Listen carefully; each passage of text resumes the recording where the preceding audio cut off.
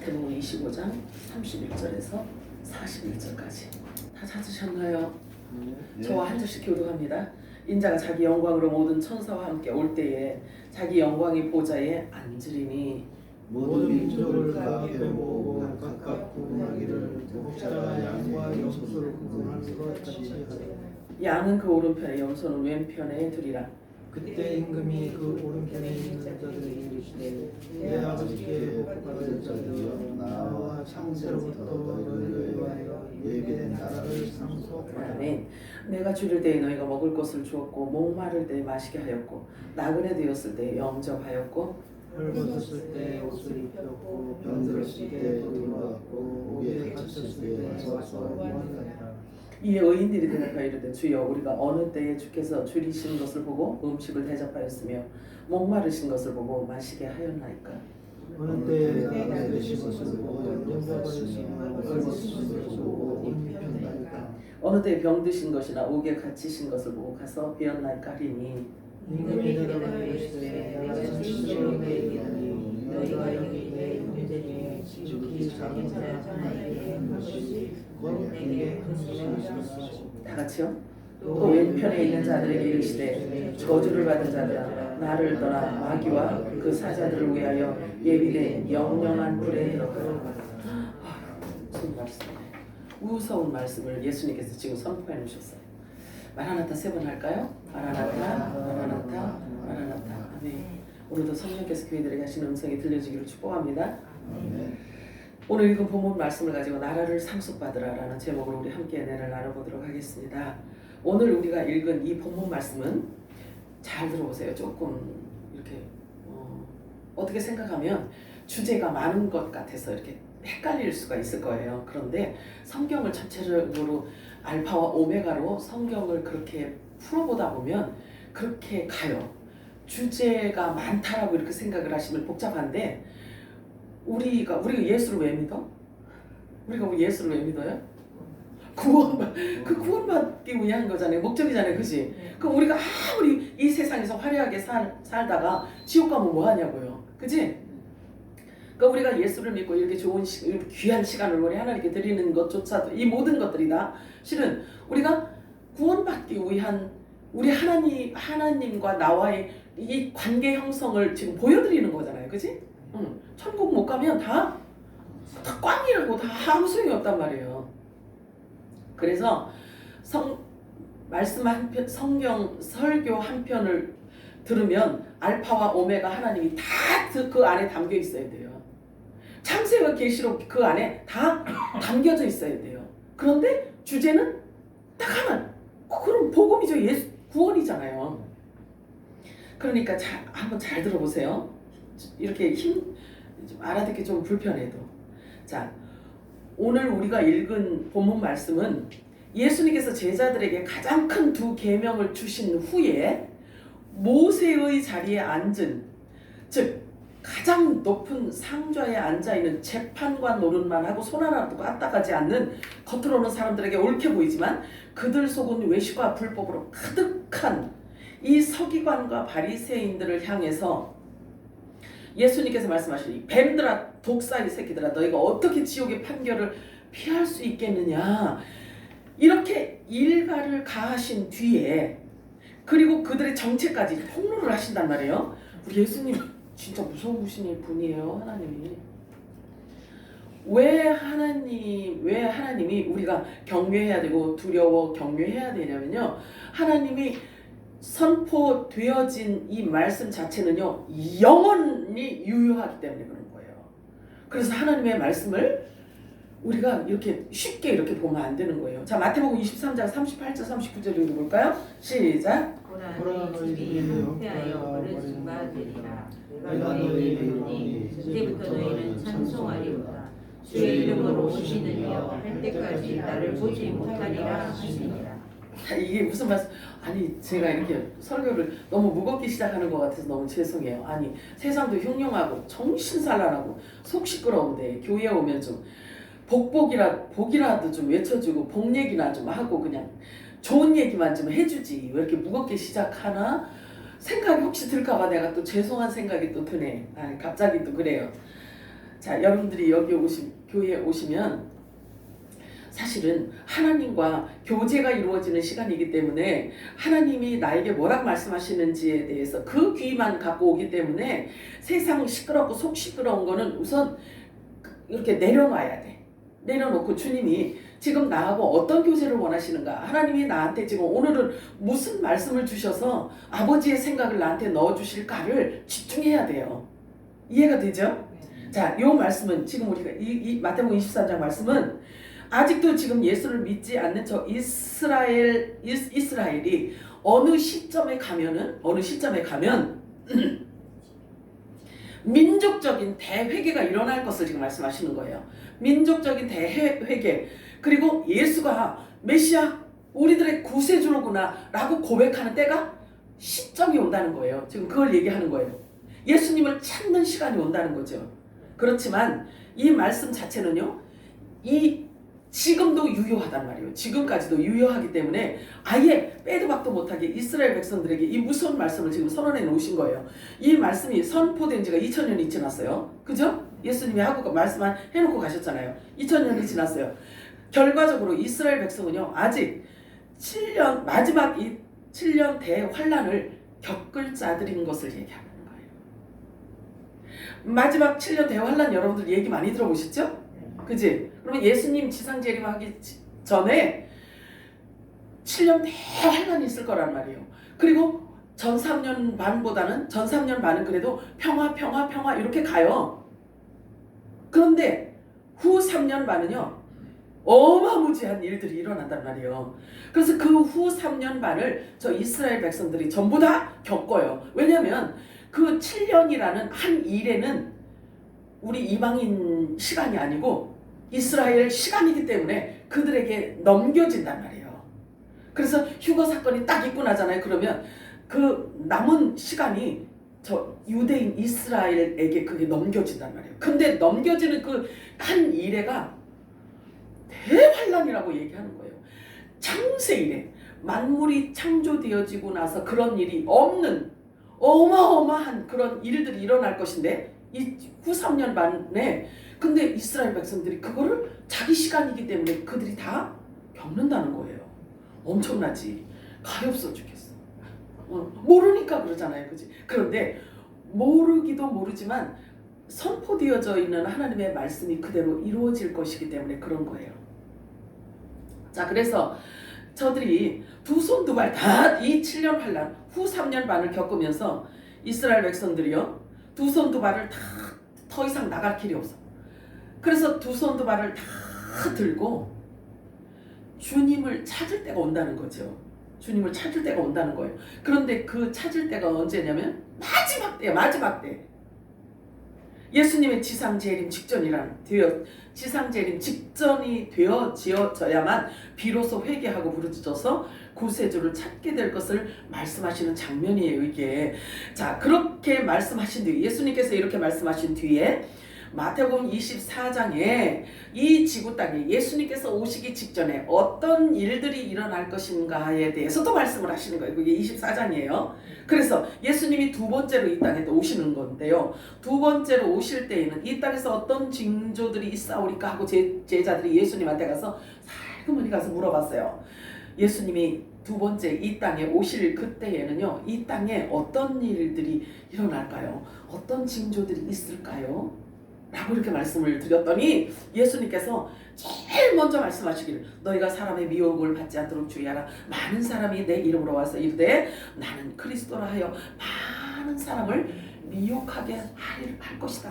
다시 말해서 이게 무슨 얘기냐면요, 설교에 홍수가 일어날 거라는 거예요. 이게 지금 예수님께서 하신 말씀이 그 얘기예요. 설교에 홍수가 일어날 것이다. 말씀에 홍수가 일어날 것이다. 정보에 홍수가 일어날 것이다. 실제로 있게 될 전쟁뿐만 아니라 말과 말의 전쟁과 홍수로 완전히 온 세상이 뒤덮일 것을 예수님께서 말씀하신 거예요. 물리적 세계, 영적인 말씀도 있지만 이 물질 세계에서 일어나는 일들을 지금 예수님께서 말씀을 하시는 것입니다. 그러므로 마지막 때의 시대상은 예수님께서 말씀하시기를 마지막 때의 그 시대상은 어떠하냐면 노아의 때와 같을 것이라고 말씀하셨어요. 그래서 예수님께서 하신 이 말씀을 받는 자들 중에는 지금 우리가 지금 받고 있잖아요. 이 말씀을. 그지? 이 말씀을 받는 자들 중에는 실제로 예수님 재림을 맞이하는 동시대에 존재할 자들이 있을 것이다. 그러므로 너희는 조심하라. 시대가 분별되어지는 자들에게 말하는 거예요. 예수님 재림이 가까웠다는 것을 믿어지는 자들에게 예수님 말씀하시기를 너희는 조심하라요. 그리고 세상을 본받지 말고 오히려 깨어있어서 주님 오실 길을 예비하고 있어서 충성되고 지혜 있는 그리스도의 종으로 서 있으라. 예수님께서 그렇게 말씀하셔요. 사람의 말을 조심하라고 그렇게 말씀하고 있어요. 사람의 말을. 그리고 그 뒤 이어서 기록된 말씀이 우리가 읽은 마태복음 25장에 우리가 읽기 전에 있던 비유 중에 뭐가 있냐면 열처녀 비유가 있고 달란트 비유가 있습니다.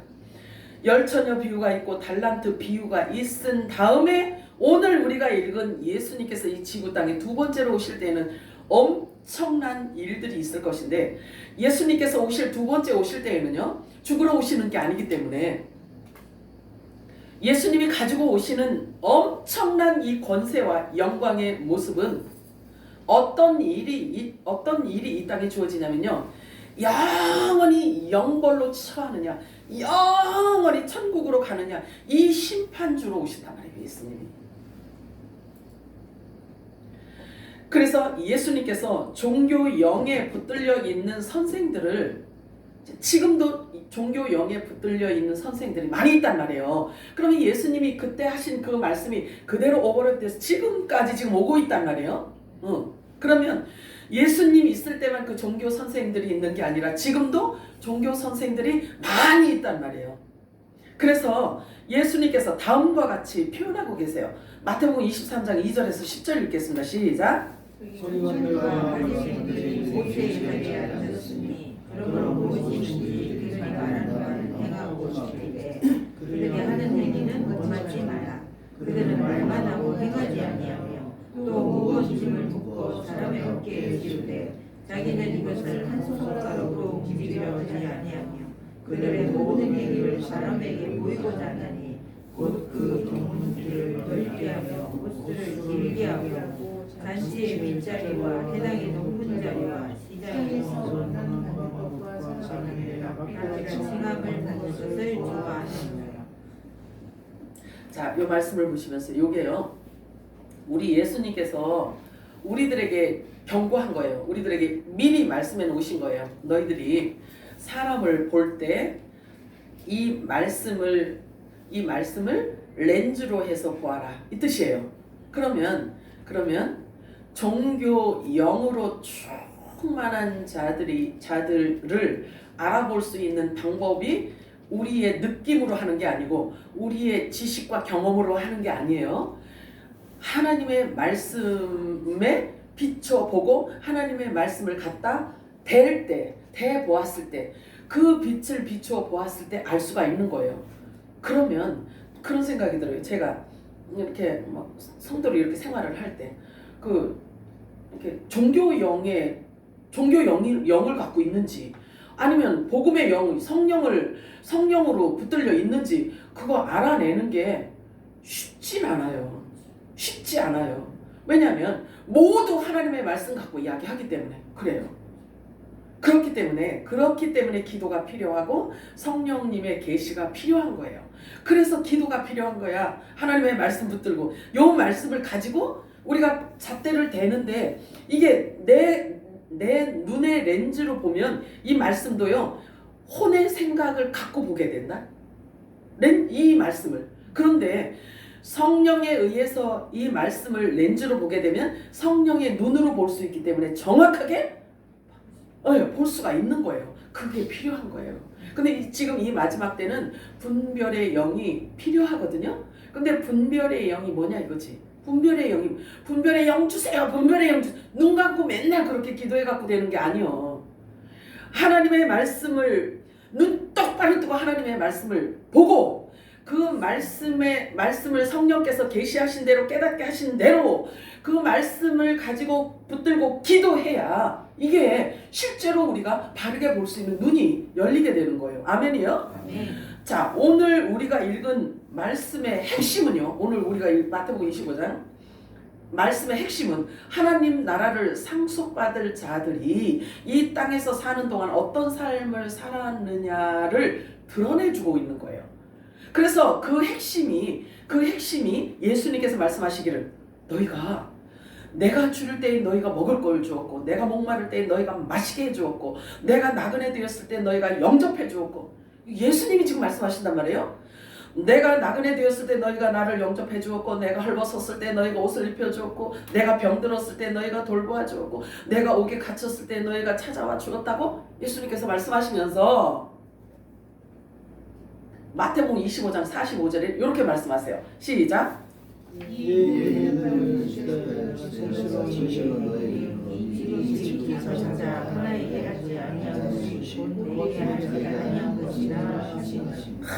우리 하나님 너무 멋져. 성령께서 성경을 기록했잖아요. 성경의 저자는 성령님이시잖아요. 그죠? 성경을 보면서요. 여러분들이 신묘막측한 걸 여러분들이 보여줘야 돼요. 그게 만약에 비유로 기록을 해놓지 않았다면요. 인간 세계에서 이미 하나님의 말씀은 다 갈기갈기 찢어졌을 거예요. 비유로 해놓지 않았다면. 근데 비유로 해놓지 않았었다라고 한다면 하나님의 말씀 갖고요. 사람들이 다 조각조각 다 찢어놨을 거란 말이에요. 다 망가뜨리고. 우리 하나님 얼마나 멋있는지 몰라. 그래서 비유 항아리에 하나님께서 주시고 싶은 하나님 나라의 비밀을 그 항아리 안에 아무도 근접할 수 없도록 확 담아놓은 거예요. 그 안에 아무도 건드리지 못하니. 사람이 머리가요 지금은 더더욱 그렇잖아요. 그러니 비유로 해놓지 않았을 경우 실제 주신 하나님의 말씀을 얼만큼 갈기갈기 찢겼을지 생각을 해보면요 아찔해요. 그래 이 비유로 해놓으신 게 이게 신의 너무 멋져. 진짜 우리 하나님 너무 멋져요. 자, 그래요. 작은 자에게 하지 아니한 것이 내게 안 한 거래요. 그리고 작은 자에게 한 것이 내게 한 거래요. 그래서 하나님 나라를 상속받을 의인이 살아낸 삶을 지금 설명하시면서 지극히 작은 자에게 한 것들, 즉 평범한 삶 가운데서도요 그들의 마음 중심이 어떠했는지를 지금 하나님은 드러내고 있는 거예요. 그런데 사람들은 그거를 못 알아볼 수도 있어요. 근데 하나님은 알아보신다는 거예요. 어떤 동기에서 했는지, 그러니까 이건 뭐냐면요, 하나님의 의인의 삶을 하나님은 볼 수 있고 악인의 삶을 하나님은 볼 수 있으시잖아요. 그러니까 하나님은 중심을 보시고 말씀을 하시는 거예요. 사람의 눈으로는 이렇게 할 수가 없어요. 내가 줄일 때 네가 목마를 때 내 주었고 막 이거를 사람의 육안으로는 혼의 눈으로는 요거를 이렇게 표현할 수가 없어요. 왜 그러냐면 사람들이 마음은 이런데 본의 아니게 다른 행동도 할 수 있고 본의 아니게 다른 말을 할 수도 있고 그런단 말이에요. 본의 아니게 내가 한 말로 나는 좋은 말로 했는데 상대방은 내가 한 말로 곡해를 하고 상처를 받을 수도 있잖아요. 그렇다면 그거를 내 안에 있는 것을 그대로 표현할 수가 없잖아요. 방법이 없잖아요. 근데 하나님은 그 마음 중심을 보시는 하나님이시기 때문에 의인들이 행한 모든 삶을 다 칭찬하고 싶으신 거야. 아버지 아들들을. 우리 하나님 이렇게 편애를 하신다니까요. 자, 그래서 지극히 작은 자라는 뜻은 뭘 의미하냐면요, 낮은 자를 얘기해요. 약한 자, 아무도 알아주지 않는, 유명하지 않은, 즉 일상생활에서 가난한 자를 대하는 그런 태도를 의미하고 있어요. 헬라어에 보니까요, 일상 삶을 그 안에 내포하고 있는 단어를 사용하시더라고요. 그렇기 때문에 의인들이 살아가는 일상적인 삶 자체를 갖고도 하나님께서는 상급도 주시고 칭찬도 하시고 그렇게 영광을 받으신다는 것을 성경이 기록하고 있어요. 그래서 또 특별히 어떤 말씀이 이 말씀하고 연결이 되냐면요. 그가 흩어서 가난한 자들에게 주었으니 그의 의가 영원토록 있느니라 이렇게 말씀하고 있어요.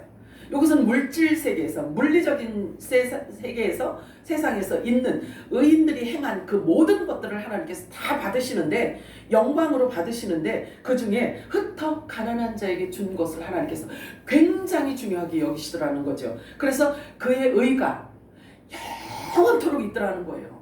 그러니까 지금 여러분들이 잘 생각을 하셔야 돼요.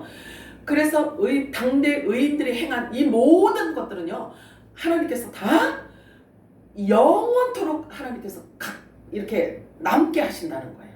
자, 그러면 2000년 전에 있잖아요. 2000년 전에 예수님 장례식을 기념한 사람이 있었어. 그지?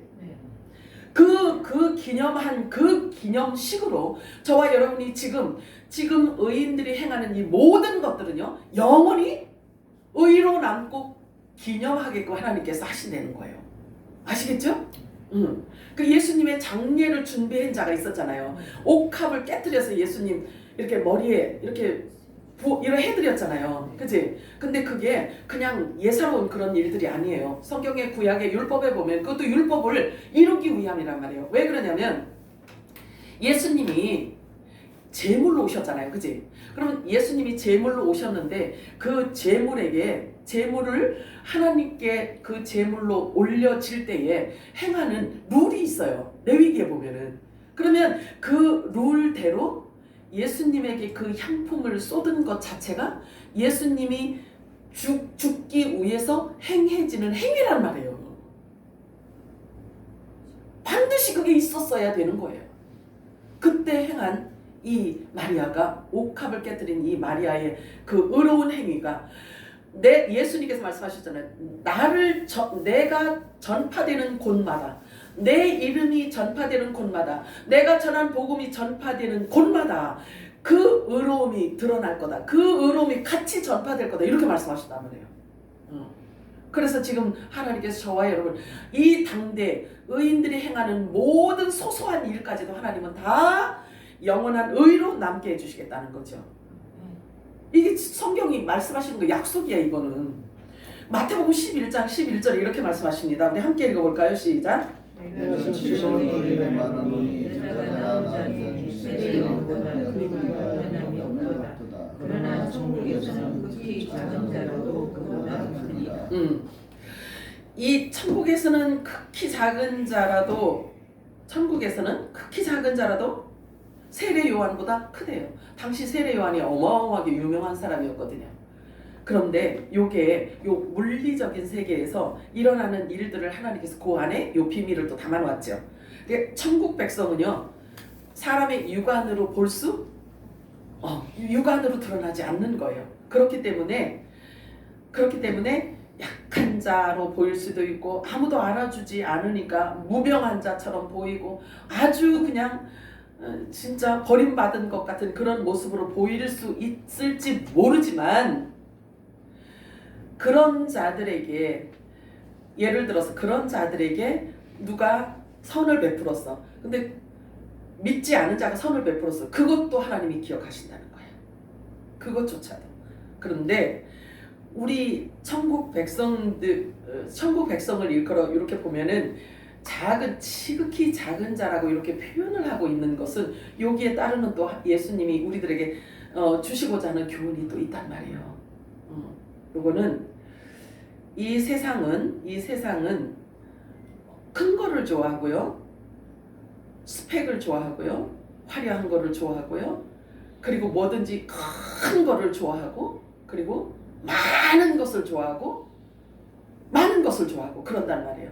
그런데 천국 백성들은 대부분 보면은 그 심령이 가난하고 애통하고 대부분 그런 사람들이 있단 말이에요. 그러니까 바울이 그런 표현을 하잖아요. 너희들을 한번 봐라. 문물을 겸한 자들이 그렇게 많지 않지 않냐. 지혜로운 자, 세상에서 말하는 그 지혜로운 자들이 많지 않냐, 문벌 좋은 자도 많지 않지 않냐, 이런 이 모든 것들이 있잖아요. 성경에 있는, 함축되어 있는. 그러니까 하나님이 택한 자들은 세상에서 미련한 자를 택하여 하나님의 지혜를 그에게 넣어줄 것이고 믿음에 부요한 자가 되게 하실 것이고, 이렇게 상충되는 것들이 굉장히 많이 있단 말이에요. 그래서 예수님께서 종국적으로 뭐라고 하셨어요? 부자가 천국을 들어가는데 힘들다고 말씀하시잖아요. 그 부자는 돈만 갖고도 말씀하시는 게 아니에요. 마음이 부자야. 돈이 많으니까 모든 게 다 부자야. 비는 게 없어. 비는 게 없어. 다 자기. 그러니까 요즘에는 이렇게 무엇으로 견주냐면요, 돈과 세상에서 배운 지식으로 지금 견주고 있잖아요. 세상에서. 그죠? 그러니까 많이 배운 것과 돈과, 요게 세상 신이란 말이에요. 세상 신.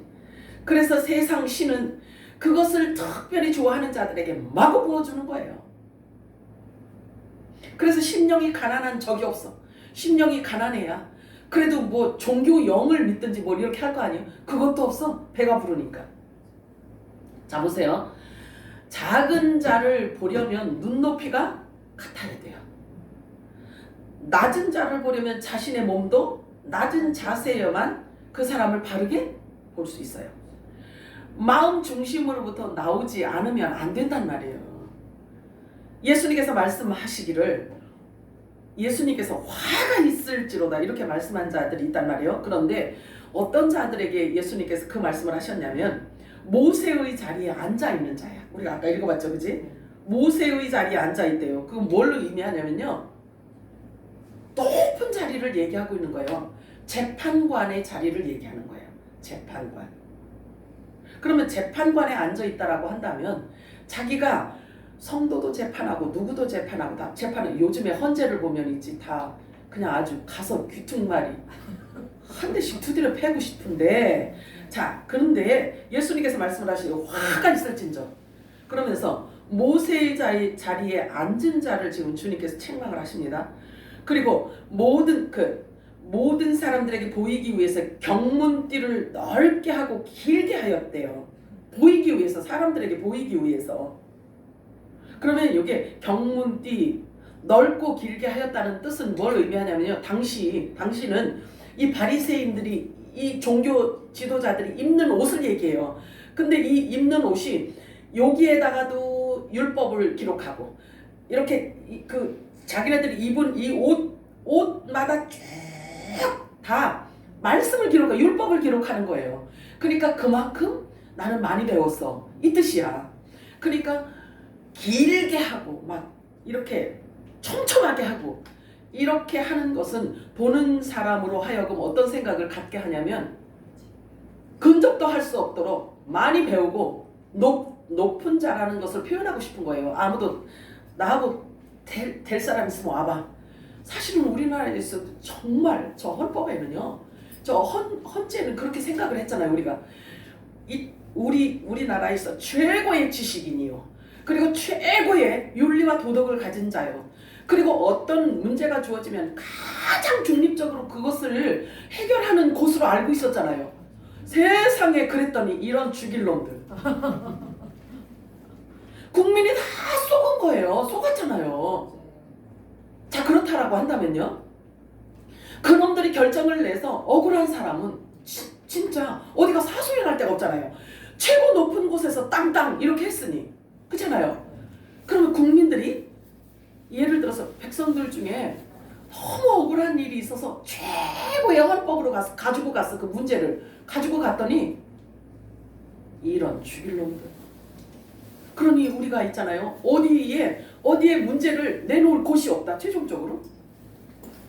그래서 이제는 아프지도 말아야 되고 원수도 짓지 말아야 되고 누구하고 싸우지도 말아야 돼. 이제는 우리 편 들어줄 놈들이 없단 말이에요. 정신이 바짝 난다, 진짜로. 자, 그래서 예수님께서 말씀하시는 화가 있게 될 자들을 모세의 자리에 앉은 자 또는 모든 사람들에게 보이기 위해서 경문대를 넓게 길게 하고 사람들에게 보이기 위해서 스펙을 화려하게 쌓고 높은 자리에 앉아 있는데 그리고 그 높은 곳을 좋아하고 공개 석상에서 선생이라 소리를 듣기 좋아하고 가만히 보니까 성경 보니까요 선생이라 소리 듣기 좋아하면 위험하겠더라고요. 또 그 다음에 박사라고 불려지는 것을 좋아하는 자 그렇게 눈이 높고 마음이 교만한 자에게 어떻게 작은 자가 보일 수 있겠냐고요. 지금 우리 읽어보자. 이 작은 자에게 행하는 것 그잖아요. 줄일 때에 보세요. 줄일 때에 먹을 것을 주고 목마를 때에 마시게 했고 나그네 되었을 때 영접해 주었고 헐벗었을 때 옷을 입혀주고 병들었을 때 너희가 돌보아 주었고 내가 옥에 갇혔을 때 너희가 찾아와 주었다. 이것을 지금 칭찬하고 있잖아요. 그럼 이건 작은 자를 얘기한단 말이에요. 그런데 공식 석상에서 선생 소리 듣기 좋아하고 박사 소리 박사로 불려지는 것을 좋아하는 이렇게 눈이 높고 마음이 교만한 자들이 이 낮은 자들이 눈에 보이겠냐고요. 눈에 들어오겠냐고요. 그리고 이 낮고 작은 자들을 어떻게 형제라고 하냐고. 예수님께서 말씀하신 너희 형제 중에 이렇게 작은 자에게 한 그 모든 것이 내게 한 것이다 이렇게 말씀하신 그 낮은 자가 그 작은 자가 눈으로 들어오겠냐고요. 이것들이 형제로 보일 수가 없지. 눈에 들어오지도 않겠지. 결론적으로 이들은 자기 지위를 떠난 자라고 해요. 타락한 천사 영이 그들에게 들어갔다라는 얘기예요. 예수님이 하신 말씀. 타락한 천사가 자기 위치를 벗어나서 하나님의 영광의 보좌를 이렇게 자기가 착취하기 위해서 그렇게 된 거잖아요. 타락한 천사 루시퍼가 그죠? 그의 이 영이 들어간 자들을 얘기하는 거야. 그래서 이 독사의 자식이라고 이렇게 이야기한단 말이에요. 그래서 이들은 결론적으로 자기 지위를 떠난 자, 스스로 높아진 자 이런 자들에게 예수님께서 다음과 같은 결론을 내리십니다. 마태복음 23장 13절 14절 그리고 33절 읽겠습니다. 시작. 너희에게는 화가 있으리라. 이는 너희가 사람에게 천국을 받아버려서 너희 자신도 들어가지 않고 데려가려고 하는 사람들도 들어가지 못하게 하려 되겠다. 이는 너의 선생님과 어리시니라. 너에게 화 있으리라. 이는 너희들이 각기 그것을 삼키며 남들에게 보이고자 길게 기도하기 때문이다. 그러므로 너희는 더 큰 심판을 받으리라. 뱀들아 독사의 새끼들아 너희가 어떻게 지옥의 판결을 피하겠느냐. 그러면 여기 이제 문자적으로 보면은 여기 이제 표현이 좀 이상하죠. 이 과부들이잖아요. 네. 과부들의 집을 삼켰대요. 과부들의 집을 삼켰대. 그리고 남들에게 보이고자 해서 길게 기도한대요. 그리고 다 보이기 위해 산다는 거예요. 외식한다는 거죠. 이 과부는 참 신랑이신 예수 그리스도를 만나지 못한 자를 얘기하고 있습니다. 자, 이 말씀은 자 보세요. 뱀들아 독새의 새끼들아 너희가 어떻게 지옥의 판결을 피하겠느냐. 그러면 지옥을 가겠다는 거예요? 천국을 가겠다는 거예요? 반드시 지옥을 가겠다는 거죠. 그러면 이 말씀은요 영원히 살아서 지금 존재한단 말이에요.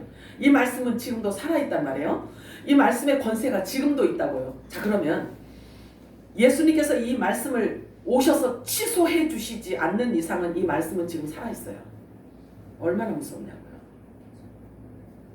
반드시 성취될 것이란 말이에요. 그러므로 예수님께서는 제자들에게 이렇게 말씀을 하셔요. 너희는 잘 듣고 기억하여야 할지니라. 너희가 저들과 같이 되면 안 된다. 저들과 같이 되면 안 된대요. 그러면서 그 이유를 다음과 같이 말씀하십니다. 마태복음 23장 8절에서 12절 시작. 갖지 말라. 너희 선생은 하나이요 너희는 다 형제니라. 너희 있는 자를 아버지라 하지 말라. 너희 아버지는 한 분이시니 곧 하늘에 계시니라. 또한 지도자가 시험을 하지 말라. 너희 지도자는 한 분이시니 곧 그리스도시니라. 너희에게 큰 자는 너희를 섬기는 자가 되어야 하리라. 누구든지 자기에게 큰 자가 되고 자기를 존중하는 자는 마지막이라. 네. 이 말씀을 믿으시나요? 네. 동의하실 수 있나요? 아멘. 사람이 높아지고 낮아지는 그 기준은요 사람 스스로가 하는 게 아니에요. 오직 하나님의 말씀으로만 적용이 될 수 있는 거예요. 그래서 예수님은 또 다음과 같은 말씀으로 우리를 교육하고 계십니다. 너희가 상석에 앉는 것을 좋아하지 마라. 높은 자리에 앉는 것을 좋아하지 마라. 왜 그러냐면 그렇게 되면 공개적으로 너네들이 수치를 당할 수 있기 때문이야. 이렇게 말씀하셔요. 가르쳐 주시는 거예요. 자, 누가복음 14장 7절에서 11절 읽겠습니다. 시작. 청함을 받은 사람이 높은 자리를 택함을 주시고 그들에게 비유하여 말씀하시되 내가 누구에게나 혼인잔치에 청함을 받았을 때 높은 자리에 앉지 말라. 그렇지 않으면 너보다 더 높은 사람이 청함을 받은 경우에 너와 우리를 청한 자가 와서 너더러 이 자리에 사진을 그때 내가 부끄러워 끝자리에 들어가 청함을 받았을 때 차라리 가서 끝자리에 앉으라. 그러면 청한 자가 와서 너더러 보시어 올라 앉으라 하니 그때에 앞에 앉은 모든 사람에서 영광이 있으리라. 그런 자기를 높이는 자는 낮아지고 자기를 낮추는 자는 높아지리라. 이게 상식적으로 진짜 우리들이 대부분 모든 사람들은 이런 원리를 안단 말이에요. 그지? 아는데도 불구하고 뭐 안 해. 그리고 또 이 말씀을 이렇게 보면서도 안 해. 말씀은 말씀이고 나는 나고. 자, 이 말씀의 비유는 메시아 그리스도께서 진리가 나타나셨. 자, 예수님이 딱 나타나셨단 말이에요. 예수님이 나타나셨으면 진리가 나타난 거잖아요. 그러면 율법을 갖고 있던 복음의 진리의 그림자인 율법은 복음 안으로 사라져야 돼요. 그래서 자리를 내드려야 된단 말이에요. 복음에게. 그치? 진리에게 내어드려야 된다고요. 그림자는. 그래서 본체 안으로 사라져야 되잖아요. 그런데 예수님을 가르치고 예수님을 죽이는 데까지 나가잖아요. 이게 지금 그 얘기란 말이에요. 자, 그래서 이 선생들이 너무 왜 예수님을 못 알아보냐면 이들이 너무 높은 자리에 앉아있기 때문에 안 보이는 거야. 자, 우리가 한번 생각을 해보세요. 주님께서 언제 그 말씀을 저에게 비유로 들어서 말씀을 해주시더라고요. 자기가 높아질 대로 자기 의자를 이 의자의 다리를 얼마나 높였는지 높아지고 싶어서 높이 올려놨어요. 그런데 내려올 수가 없는 거야. 그 내려오려면 누군가가 밑에서 이 의자 다리를 쳐줘야 돼. 그러면 높이 올라가 있는 만큼 밑에 작살나는 거잖아. 이게 원리라고 주님이 그걸 저에게 비유로 가르쳐 주시는 거예요. 자, 그래서 이 높은 선생들이 이 박사 소리 듣기를 좋아하는 사람들이 너무 높은 자리에 올라가 앉아 있다 보니까 배는 게 없는 거예요. 배는 게 없어요. 자, 그래서 빛 앞에서는 어둠이 사라지게 되어 있잖아요. 그치? 빛 앞에서는 사라지게 되어 있단 말이에요. 그런데 어찌된 일인지 지금 이 시대를 한번 보세요. 어둠이 더 큰 소리를 쳐요. 어둠이. 그래서 빛이 내가 진짜 빛인가? 이거 쪼그라들고 있는 거고 빛이. 이게 뭐가 잘못돼도 너무 잘못된 거예요. 누구든지 자기를 높이는 자는 낮아지고 누구든지 자기를 낮추는 자는 높아지리라. 오늘 본문을 이렇게 말씀하고 있어요. 마태복음 25장 31절에서 34절 함께 읽습니다. 시작. 자기 영광으로 모든 천사와 함께 올 때에 자기의 영광이 보좌에 앉으시니 모든 민족을 그 앞에 모으고 각각 구분하기를 목자가 양과 염소를 구분할 같이 하여 양은 오른편에 염소는 왼편에 두리라. 그때 임금이 그 오른편에 있는 자들이 이르되 내 아버지께 복받은 자들이여 나와 창세로부터 너희를 위하여 예비된 나라를 상속받으라. 여기에서 임금님은 예수 그리스도를 의미하고 있어요. 그런데 보면은 창세로부터 너희를 위하여 예비된 나라라 이렇게 표현하고 있네요. 그지? 자, 그러면 창세로부터라와 이 말씀과 창세 전으로 라고 하면 같은 말이에요? 틀린 말이에요? 창세로부터와 창세 전과 같아요? 틀려요? 틀리지. 창세로부터는 만물이 창조된 이후를 지금 얘기하고 있는 거죠? 그러면 창세 전은 만물이 창조되기 전을 지금 얘기하고 있는 거예요. 자, 그러면 그래서 제가요 이 말씀이 제가 이해가 제 머리가 이해가 잘 안 됐어요. 창세로부터 너희를 위해 예비된 나라를 상속받으라. 상속을 받으려면 몸에서 태어난 자들에게 상속을 준단 말이에요. 그러면 하나님의 아들들에게 주시는 게 상속이에요. 그러면 하나님께로부터 낳은 자들에게 주시는 것이 상속이야. 그죠? 상속이야. 근데 이 말씀이 제가 이해가 자꾸 안 돼요. 그래서 보니까 요 창세로부터 너희를 위해 예비된 나라를 상속받으라라는 이 메시지가 이 원문과 헬라어와 여기서 이렇게 표현되어지는 말이 뭐냐면 천년왕국을 의미하고 있어요. 그래서 천년왕국을 의미하는데 영의 생명들은 창세 전에 있던 존재로 성경에 기록하고 있기 때문에 창세 이후로 이렇게 표현을 안 해요. 창세 이후로라는 표현을 아들들에게는 안 합니다. 무슨 표현을 쓰냐면 내가 뒤에도 보겠지만 영원 전, 창세 전 이렇게 표현을 해요. 아들들에게는. 그래서 여러분들이 아는 대로 이해를 하시기 바래요. 자, 그래서 영원한 생명, 영의 생명들은 창세 전부터 있었던 복음의 씨라고 표현을 한단 말이에요. 복음의 씨. 그 다음에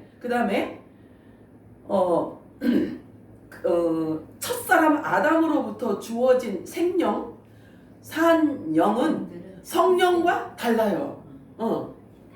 그러니까 생령과 산 영은 성령과 다릅니다. 그렇기 때문에 생령과 산 영을 이야기할 때는 창세 후로부터 이렇게 이야기를 해요. 표현을. 창세 후로부터 이렇게 표현을 하게 됩니다. 그런데 본래 하나님의 소유였고 그리스도 안에 있던 영의 생명들에게는 그런 표현을 안 씁니다. 디모데후서 1장 9절 읽어볼까요? 시작. 하나님이 우리를 거룩하신 소명으로 부르심은 우리의 행위대로 하심이 아니요 오직 자기의 뜻과 영원전부터 그리스도 예수 안에서 우리에게 주신 은혜대로 하심이라.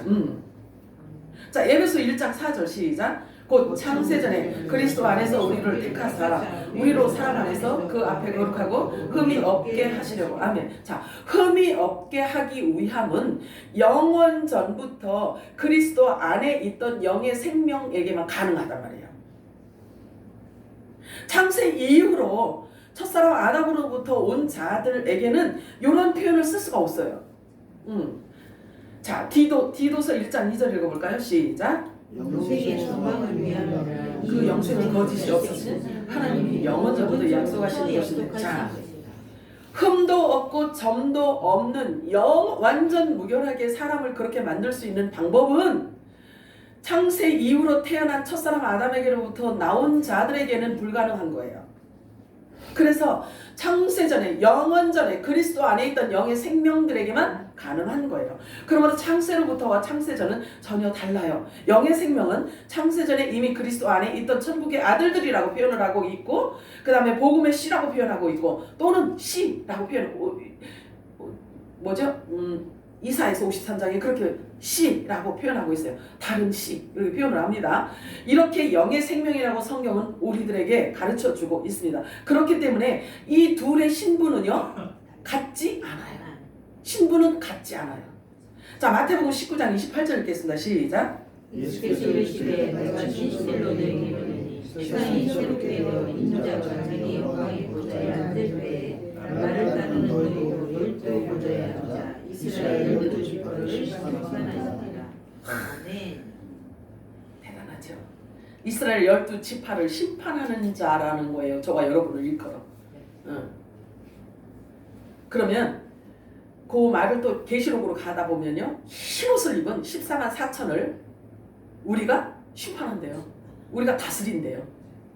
우리가 다스리고 그들을 다스리는 그 역할은 어느 시간 동안 하냐면 영원히 하는 거예요. 영원히 하는 거예요. 영원히. 자, 그래서 저와 여러분이 지금 육체를 입고 있는 이 시간이 얼마나 중요한지 몰라요. 여러분들 그거 아셔야 돼요. 지금 정돈되어지는 그것이 영원으로 연결되는 거예요. 그래서 제가 천국복음, 그 타이틀을 천국복음이라고 하는 거예요. 영원한 복음, 다시 예언하는 영원한 복음이라고 얘기하는 거예요. 영원하고 연결되어 있기 때문에. 자, 본래 하나님 나라가 완성된 상태의 계시록을 보잖아요. 그러면 하나님 앞에는 24보좌가 있어요. 24보좌. 그러면 이 우측에 12보좌가 있고 좌측에 12보좌가 있어요. 그런데 성경에서 그들을 일컬어 신분이 다르다고 표현을 하고 있어요. 신분이 달라요. 우측 12보좌에 앉는 자들이 신분이 다르고 왼쪽 12보좌에 앉는 신분이 달라요. 어떻게 다르냐면요. 왕과 제사장으로 달라요. 자, 계시록 4장 4절 읽어볼까요? 시작. 또 보좌에 24 보좌들이 있고 그 보좌들 위에 24 장로들이 흰 옷을 입고 머리에 금관을 쓰고 앉았더라. 장로가 지금 이 교회에서 얘기하는 장로? 택도 없지. 아니란 말이에요. 자, 계시록 20장 4절 읽겠습니다. 시작. 또 내가 보좌들을 보니 거기 앉은 자들이 있어 심판하는 권세를 받았더라.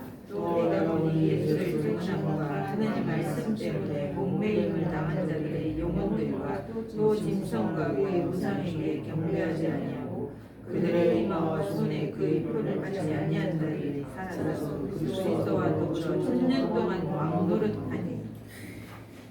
요 말씀에서도요, 여러분들이 여기에서도 우편 보좌에 앉을 자와 좌편 보좌에 앉을 자들이 여러분 눈에 이게 들어와야 되는 거예요. 4절 말씀에.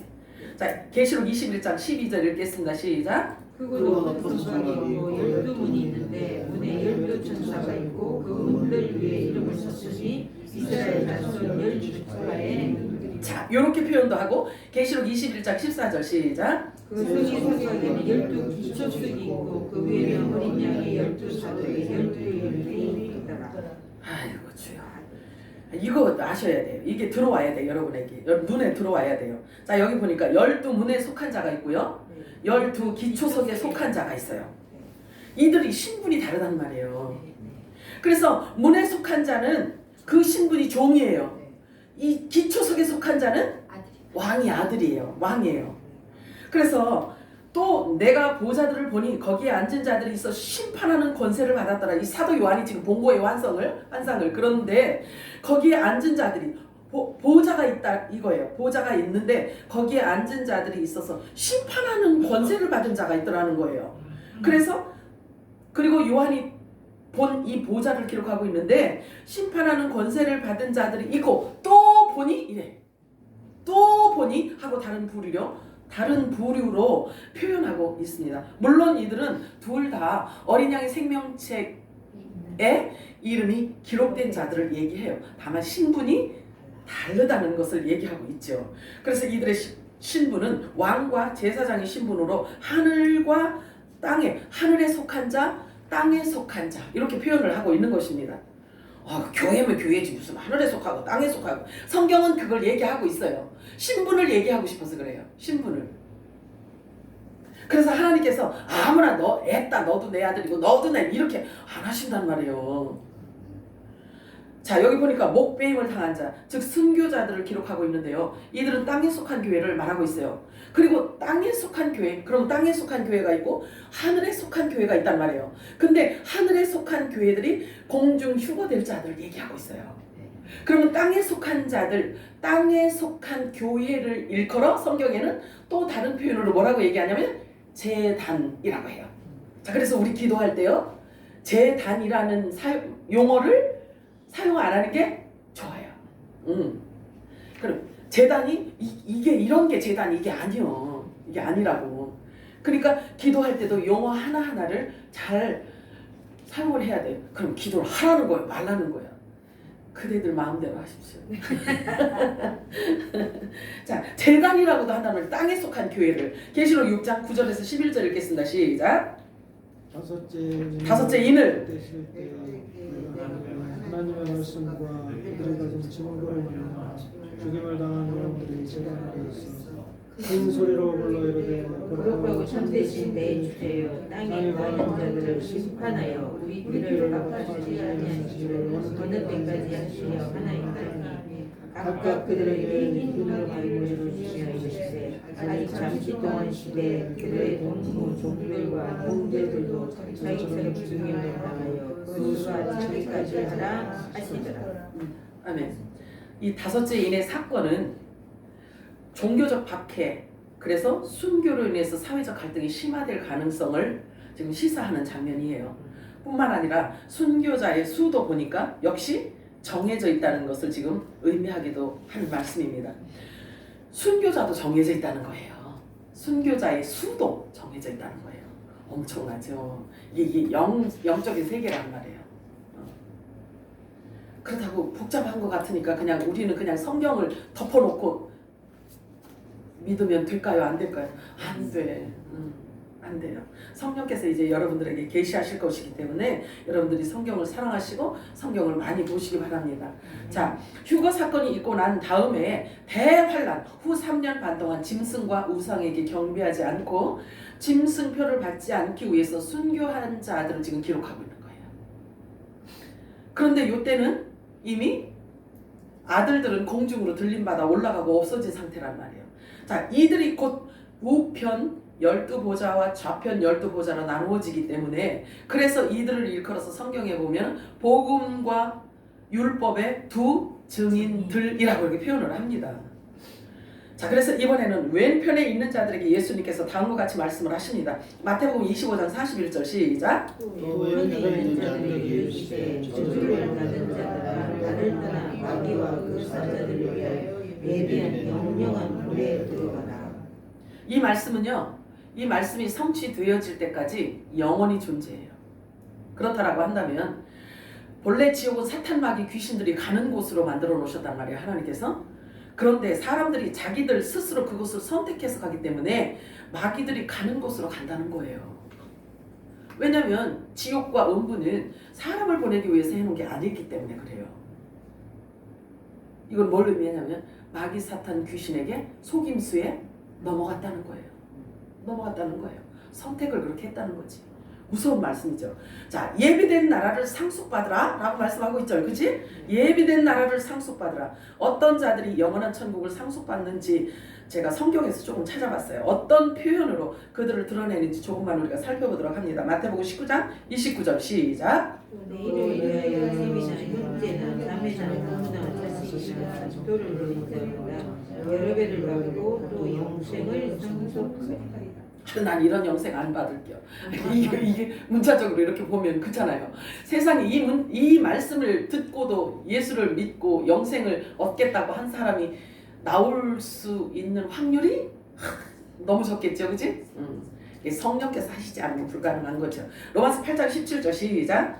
자리는 또한 상속자, 곧 하나님의 상속자요 그리스도와 함께한 상속자니 우리가 그와 함께 영광을 받기 위하여 고난도 함께 받아야 할 것이니. 아, 주여, 상속, 하나님 나라 상속받는 거 좋고 영생을 얻는 것은 좋은데 고난 얘기하니까 기분이 되게 좀 그러네. 그런데 영생을 주시기로 작정된 자들은요, 믿긴 믿는데 그 가는 길이 쉽지 않다는 걸 얘기하고 있는 거죠. 그러나 예수님께서 말씀하신 누구든지 나를 따라오려거든 자기를 부인하고 자기 십자가를 지고 나를 쫓을 것이니라 이렇게 말씀하시잖아요. 육을 부인하지 않으면 주님을 따라갈 수가 없어요. 부활의 몸을 입을 수가 없는 거예요. 에베소 3장 6절 읽겠습니다. 시작. 이는 이방인들이 복음으로 말미암아 그리스도 예수 안에서 함께 상속자가 되고 함께 주체가 되고 함께 약속의 자녀가 됩니다. 할렐루야. 첫 언약 율법을 받은 자가 아니라는 거예요. 예수님, 그러니까 이 상속자는 첫 언약 율법을 받은 자가 아니고 복음, 예수 그리스도로 생명을 입은 자가 상속자라고 지금 말씀하고 있는 거예요. 디도스 3장 7절 읽어볼까요? 시작. 우리로 은혜를 힘입어 어렵다 힘을 얻어 영생의 소망을 따라 상속자가 되려 하려 하시니라. 여기 은혜를 힘입다라는 이 말은 무슨 얘기를 하냐면 믿음으로 증거를 받았으나 약속된 것을 성령을 받지 못한 자가 아니라 성령의 약속을 받고 성령을 받은 자가 영생의 소망으로 상속자가 된다는 것을 지금 말씀하고 있는 거예요. 야고보서 2장 5절 읽겠습니다. 시작. 내 사랑하는 형제들아 들을지어다. 하나님이 세상에서 가난한 자를 택하사 믿음에 부요하게 하시고 또 자기를 사랑하는 자들에게 약속하신 나라를 상속으로 받게 하지 아니하셨느냐? 하셨다는 거예요. 응? 하셨다. 세상에서 가난한 자를 택하여서 믿음에 부요케 하신대요. 가난한 자를, 심령이 가난한 자에게 하나님께서 심령이 가난한 자는 복이 있나니 그가 배부를 것이며 말씀하셨잖아요. 자, 그래서 이 땅의 것으로 채워지지 않고 심령이 가난하여 신령한 것을 사모하는 것을 말하고 있습니다. 그래서 그들을 택하여 믿음으로 부요하게 해준대요. 다시 말해서 상속자는 자신의 몸에서 난 자를 일컫습니다. 그러므로 하나님 나라를 상속받는 자란 이런 표현은요, 곧 하나님의 아들들에게 주어지는 용어예요. 그렇다면 어떻게 내가 하나님의 아들이라는 사실을 알 수 있는가죠? 그게 궁금할 거 아니겠어요, 우리가, 그지? 자, 그것은 이 물질 세계에서도 이 말씀이 반영이 돼요. 이 물질 세계에서도 반영이 됩니다. 방법이 동일해요. 비슷해요. 왜냐하면 닮았다는 거야. 닮았다는 거야. 내가 어떻게 하나님의 아들이라는 것을 어떻게 알 수 있지? 내가 하는 말과 행동과 내 모든 것들이 다 하나님을 닮았어. 그러면 하나님의 아들이야. 하나님의 아들이에요. 얼굴도, 유전자도, 또 습관도, 생각도, 지식까지 다 예수를 닮았어. 그러면 하나님의 아들이지. 내가 아는 어떤 집사님이 있어요. 근데 그분이 20대 총각 때 어떤 민물 새우를 먹었어요. 그런데 두드러기가 난 경험이 있다고 해요. 그런데 결혼해서 아들을 낳았는데 그 아들이 민물 새우를 먹은 뒤 온몸에 두드러기가 났어요. 정말 신기한 일이 아닐 수가 없어요. 그 유전자를 갖고 있다는 거예요. 최 집사님. 자, 요한복음 1장 12절에서 14절 읽겠습니다. 시작. 영접받은 자, 곧 이름을 믿는 자들에게는 하나님의 자녀가 되는 권세를 주셨으니 이는 행동으로나 육적으로나 사람의 뜻으로 나지 아니하고 오직 하나님께로부터 난 자들이니라. 말씀이 육신이 되어 우리 가운데 거하시매 우리가 그의 영광을 보니 아버지 독생자의 영광이요 은혜와 진리가 충만하더라. 할렐루야. 자, 요것은요, 우리의 머리 되시는 예수 그리스도를 지금 표현하고 있지만 말씀이 육신이 되는 것은 지금 저와 여러분이 지금 하나님의 말씀을 받는 그것이 저와 여러분의 육신이 되어가고 있는 중이에요. 그래서 예수를 닮도록 하나님께서 하신단 말이에요. 그렇기 때문에 저와 여러분 안에 생수의 강이 넘쳐나야지만 되는 것입니다. 요한 1서 3장 9절 읽겠습니다. 시작. 하나님께로부터 난 자마다 죄를 짓지 아니하나니 이는 하나님이시가 그의 속에 거함이요 그도 통제하지 못하는 것은 하나님께로부터 났습니다. 자, 요거 잘 보셔야 돼요. 자, 하나님께로 난 자는 죄를 짓지 못한대요. 죄를 짓지 못한대요.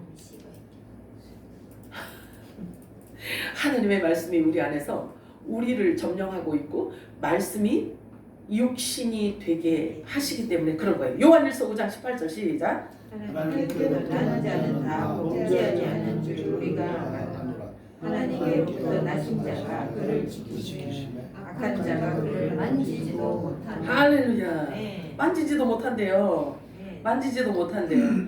그래서 저와 여러분은 하나님께로부터 난 자란 말이에요. 네. 믿으시나요? 네. 예수님께서 그리스도이심을 믿는 자마다 하나님께로부터 난 자라고 말씀하고 있어요. 무릇 하나님께로부터 난 자마다 세상을 이긴다고 말씀하고 있어요. 세상을 이기는 승리는 이것이니 우리의 믿음이라고 말씀합니다. 이 믿음이 곧 성령을 말씀하고 있어요. 진리의 말씀을 의미하고 있단 말이에요. 그래서 하나님께서 우리를 낳으셨기 때문에 우리는 하나님을 닮아야 마땅한 것입니다. 삶의 목표도 같아야 되고 예수님과 같아야 돼요. 관점도 같아야 되고 생각도 같아야 되고 행동도 닮아야 되고 말도 닮아야 되고 지식까지도 모두 예수님을 닮아야지만 되는 거예요. 왜냐하면 하나님께로부터 난 하나님의 아들들이기 때문에 그렇습니다. 하나님을 아는 것, 예수가 독생자 그리스도이심을 믿는 것, 이것은 사람이 가르쳐서 되는 것이 아닙니다. 하나님께로부터 난 자라야만 그 사실을 알고 믿을 수 있다는 거죠. 그래서 하나님을 안다는 것, 예수를 믿는다는 것은 엄청난 하늘의 축복인 거예요. 예수님이 유일하신 창조주 하나님이신 것과 예수님 자신이 영생이신 것을 안다는 것은 하나님께로부터 난 자야만 알 수 있다는 거죠. 아무나 믿는 게 아니라고요. 그리고 하나님을 아무나 알 수 있는 게 아니라는 이야기예요. 자, 그래서 예수님 하신 말씀을 자, 예수를 믿는데 예수 그냥 이게 아니라 예수님이 하신 말씀을 믿는 걸 얘기하는 거예요. 그러면 말씀을 깨달았다는 얘기잖아요. 그지? 그 말씀을 깨달아야 믿지. 깨달아져야 알지. 그잖아요. 그러니까 예수님이 하신 말씀, 예수 이게 아니고 예수 이것을 얘기하는 게 아니고 예수님께서 하신 그 모든 비유로 하신 말씀이 뭘 의미하는지를 깨닫고 알기 때문에 말씀을 붙드는 거예요. 그 붙든 그 믿음을 하나님은 보시는 거예요. 또한 그 믿음이 그 말씀이 우리를 실력체로 바꿔버리는 거예요. 요한복음 17장 3절 읽겠습니다. 시작. 영생은 유일하신 참된 자와 그의 오신 자 예수 그리스도를 아는 것입니다. 보세요. 아는 게 영생이라고 말씀하고 있잖아요. 요한일서 5장 20절 시작. 또 아는 것은 하나님의 아들이 이르러 우리에게 지각을 주사 우리로 참된 자를 알게 하신 것과 또한 우리가 참된 자 곧 그의 아들 예수 그리스도 안에 있는 것이니 그는 참 하나님이시요 영생이시다. 우리가 예수 그리스도 안에 있다면 하나님을 알 수 있어 없어? 당연히 알 수 있는 거죠. 하나님을 아는 자들을 일컬어 영생을 가진 자라고 표현하는 거예요. 예수님께서 말씀하셨죠. 내가 줄일 때에 너희가 먹을 것을 주었고 목마를 때에 마시게 하였고 의에 줄이고 목마른 자에게 천국 복음으로 채워주는 것을 의미하고 있습니다. 나그네 되었을 때에 영접해줬지. 나그네라는 말은 연고도 없고 알아주는 이 없고 약한 자를 말합니다. 사람들 보기에 우습게 보이는 사람, 연약한 자. 그러나 너희는 차별하지 않았구나. 이것을 지금 칭찬하는 거예요. 그래서 남을 나보다 낮게 여기는 이 마음, 그리스도 마음을 품은 자를 지금 표현하고 있는 거죠. 그래서 그들에게 섬기고 베푸는 나보다 남을 낮게 여기고 그를 섬기고 베푸는 삶을 뜻하는 것입니다. 자, 우측에 있는 자들을 지금 얘기하는 의인들에게 얘기 말씀하시는 거예요. 그런데 왼쪽에 있는 자들은 이거를 안 했다는 거예요. 벗었을 때 옷을 입혔고 병들었을 때 돌봤고 옥에 갇혔을 때 와서 보았느니라. 그 옷은 뭘 얘기해요? 의의 옷을 얘기해요. 하나님의 전신갑주를 얘기해요. 영원한 복음을 얘기하고 있는 거예요. 그 복음을 입어야 된단 말이에요. 복음을. 그 말씀을 입어야 된다고요. 그리스도 옷을 입어야 된다고요. 자, 그러면 옷 얘기하면 우리가 창세기로 가면 우리가 이 비유가 딱 돼요. 비유로 얘기할 수가 있어요. 벗었을 때 옷을 입혀줬고 이거 예수님께서 이들을 칭찬하시는 이유는 자, 그러면 창세기에 가보면은 첫사람 아담이 죄를 짓고 나서 뭘로 옷을 해 입었어? 무화과나무 이파리로 했지. 이파리로, 그지? 이파리로 무화과나무 이파리로 옷을 해 입었더니 그랬더니 햇님이 하루에 쨍쨍 찌니까 이게 다? 그렇잖아요. 그랬는데 하나님께서 하와에게 무슨 옷을 해 입혔어요? 가죽 옷을 해 입혔잖아. 그렇잖아요. 이 무화과나무 잎으로 옷을 해 입은 것은요, 인간의 지혜를 얘기해요. 인간의 지식을 얘기하고 있는 거예요. 자기 생각에는 이러면 되겠다. 이러면 내가 몸을 가리울 수 있겠다라고 생각을 했기 때문에 해 입은 거야. 근데 그거 가지고 안 돼. 의의 옷을 파면 성경에 그래서 이제 신약 성경으로 예수님 오시고 나서 옷을 표현을 했는데 보니까 의의 옷, 하나님의 전신갑주, 피 묻은 옷. 뭐 이렇게 말씀하고 있잖아요. 그래서 의의 옷을 말하고 있습니다. 그래서 그리스도의 의의 옷을 입혀주고 그가 부끄러움을 보이지 않게 한다는 것은 뭘 의미하냐면 공중 휴거시킬 수 있는 걸 얘기하는 거예요. 그리고 있다 할지라도 시온 성으로 부활의 몸을 입고 예수님 지상 재림할 때 예수님을 맞이할 수 있는 것, 그것을 말씀하고 있는 것입니다. 그래서 마지막 때에 다시 예언하는 영원한 복음을 선포하는 것을 말하고 있어요. 성경에 보면 이사야 선지자가 이야기한 거를 들어보면요, 지금 우리가 읽은 본문 말씀이 그 안에 다 함축되어 있어요. 내가 기뻐하는 금식에 대한 말씀을 하고 있어요. 자, 그러면 내가 기뻐하는 금식은, 그러면 이 금식을 말하자면 밥을 안 먹고 굶는 걸 얘기하는 게 아니에요. 사람의 지식, 사람이 가르친 이 세상 경험, 사람의 모든 것을 다 내려놓고 진리의 성령님께 온전히 사로잡힌 자들이 흉악의 결박을 풀어주고 멍에의 줄을 끌어주며 압제당하는 자를 자유하게 하며 모든 멍에를 꺾는 것이 아니겠느냐, 이렇게 말씀하세요. 이렇게 되면 이 말씀을 또 어디하고 연결할 수 있냐면 누가복음 4장하고 또 할 수 있죠. 줄인 자에게 내 양식을 나눠주며 유리하는 빈민을 지배드리며 헐벗은 자를 보면 입히고 내 골육을 펴 스스로 숨지 아니하는 것이 아니야. 주님이 기뻐하시는 금식을 지금 얘기하고 있어요. 그러면 누가복음 4장에 왔더니 이런 말씀을 동일하게 성령 세례 받은 자들에게 주시는 메시지가 또 있잖아요. 그지? 주의 성령이 내게 임하셨으니 이는 가난한 자에게 복음을 전하게 하시려고 내게 기름을 부으시고, 기름이 뭐예요? 진리의 말씀 천국 복음을 얘기하는 거예요. 기름을 부으시고 나를 보내사 포로된 자에게 자유를, 눈 먼 자의 다시 보게 함을, 눌린 자를 자유롭게 놓아주고 주의 은혜의 해를 전파하게 하려 하심이라. 그래서 우리들에게 기름 부어주신다는 거예요. 그래서 또 옷을 입지 않았다는 것은요, 하나님의 진노 아래 있는 것을 얘기하고 있어요. 옷을 입지 않으면 하나님의 진노 아래 놓여 있다는 것을 의미하고 있습니다. 그래서 예수님께서 우리들에게 말씀하시려 성령을 받으라. 너희가 누구의 죄든지 사하면 사해질 것이요. 성령 받은 자들에게 하시는 말씀이에요. 성령을 받으라. 그리하면 누구의 죄든지 사하면 사해질 것이요. 그대로 두면 그대로 있으리라. 그리고 너희가 풀어놓아 다니게 하라. 묶여있는 자들을 풀어주라는 거예요. 의인들이 말하죠. 주여 우리가 어느 때에 주께서 줄이신 것을 보았고 막 쭉 이야기를 해요. 언제 음식을 대접했고 목마르신 것을. 자, 그럼 보세요. 예수님이 이 땅에 오셨을 때, 자, 그러면 지금 한번 이 말씀을 갖고 우리가 비유를 한번 해보세요. 예수님께서 지금 헐벗고 있어. 그런데 헐벗고 있는 자에게 옷 입혀주지 않을 사람이 어디 있어? 앞서거니 뒤서거니 다 입혀줄 거 아니겠어요? 그치? 배고파서 이렇게 하고 계시다면 앞서거니 뒤서거니 막 자기가 주는 음식을 내 거 드세요, 내 거 드세요 이렇게 하지 않겠어요? 그치? 그런데 예수님은 숨어 계셔. 말씀 안에 숨어 계셔. 하나님께서 의인들과 악인들을 구분하기 위해서 이렇게 감춰놓으셨다. 그래서 하나님의 말씀을 얼마큼 신뢰하고 믿고 따르는지에 대한 것을 보고 결정을 하시는 거예요.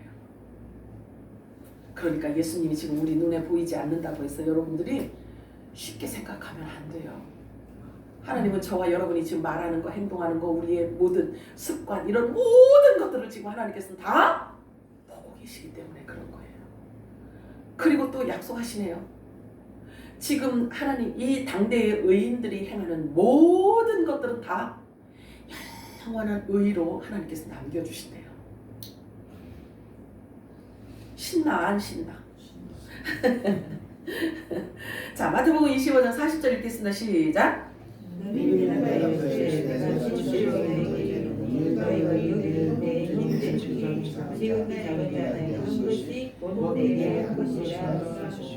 오늘 주신 말씀 여러분들 잘 숙지 잘 하셔야 돼요.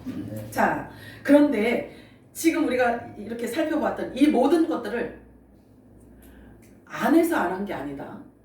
왜 안 했겠냐고요. 그런데 예수님은 이렇게 말씀하셔요. 마태복음 25장 41절 시작. 또 왼편에 있는 자들에게 이르시되 저주를 받은 자들아 나를 떠나 마귀와 그 사자들을 위하여 예비되어 있는 영영한 하늘에 들어가라. 끝이야 이제.